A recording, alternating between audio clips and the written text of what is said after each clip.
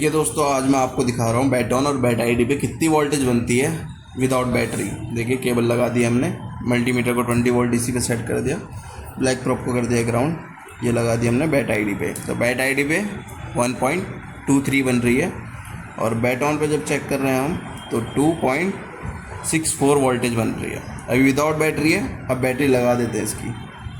अब जैसे ही हमने बैटरी लगा दी, बैटरी लगाने के बाद देखिए बैट ऑन पे कितनी वोल्टेज बनी, 0.92। ठीक है, उसके बाद बैट थंब पे कितनी बनेगी देखते हैं। बैट थंब की लाइन को चेक करेंगे, बैट ऑन की लाइन को। तो ब्लैक बॉक्स चेक करते हैं, रेड बॉक्स को ग्राउंड करता हूँ तो देखिए कितनी आ रही है, 1.12 माइनस पर आ रही है, क्योंकि मैंने प्रॉप चेंज कर रखी है इस वजह से माइनस पर आ रही है।